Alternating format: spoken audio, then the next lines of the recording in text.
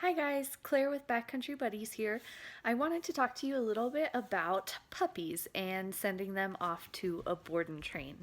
Generally speaking, I find that there are two reasons people want to send their puppies to a board and train. One reason is not so great, and the other reason is a great reason to do so. The first reason we often get is that folks don't have the time to put into their own training. And the second reason is folks want training done correctly. So they want to send their puppy off to a trainer. The first reason, the time constraint reason, is not the best reason. And here's why. Puppies, if they are sent off to a 2-week board and train, I don't care who you send them to, they're not going to learn all that they need to know in order to be a great adult dog in 2 weeks. So I liken it to sending your kid off to a Montessori school, kindergarten or first grade. That kid, once they graduate from kindergarten or first grade, they're not going to know calculus. You can't expect them in that time frame to learn that much, and also developmentally to know that much. While you can get a lot done, that's not how it works.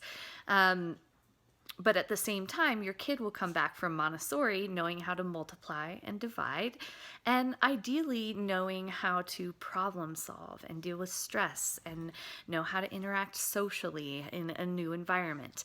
So I like to think of a puppy board and train as just that, a way to get the foundation down and teach your puppy how to interact appropriately and engage with the environment in a way that is conducive to having a well-behaved adult dog. Which brings me to the second reason, which is that you want it done correctly. And I think this is a great reason to send your puppy off to board and train.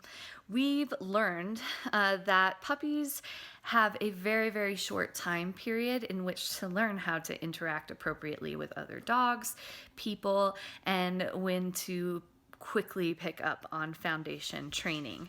So to have that done ultimately correctly, passing your puppy off to a professional is not going to hurt at all. It's going to help a ton because there is a lot of misinformation on the internet, and it's really hard to navigate what is right and what isn't right. And you pass your puppy off to a trainer for a couple weeks and you know that foundation is going to be superb.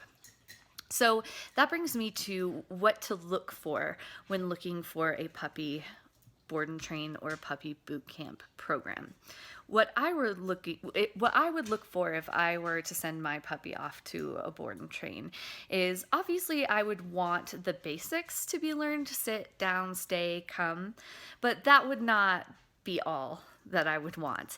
I would want the puppy to have a foundation for training that's more of an umbrella. So learning things like following a food lure, learning the meaning of the word no, not just a willy-nilly throwing out no when they're doing something wrong. There is a correct way and an effective way to teach no that not a lot of people know about, and even some dog trainers. So I would look for those foundational aspects. Are they learning a food lure? Are they learning the word no?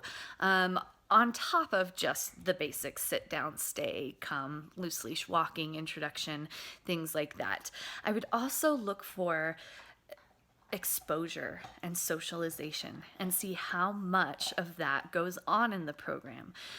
For example, our puppy program at Backcountry Buddies, basically the puppy goes everywhere that I go, the trainer goes, or one of our other trainer goes in a 2-week time frame. So we have Molly here right now, and Molly has been in the car at least every other day, and she's learned to be quiet and calm in the crate while we're driving, which was something she had to learn. She's been to Lodo, downtown Denver. She's been to the Highlands, to some coffee shops. She's been to Stapleton, and has learned to walk and do obedience next to a busy street. She's also helped me with several dog training private clients. So she's come along and learned to ignore other dogs on leash in close proximity and to do all of her obedience there.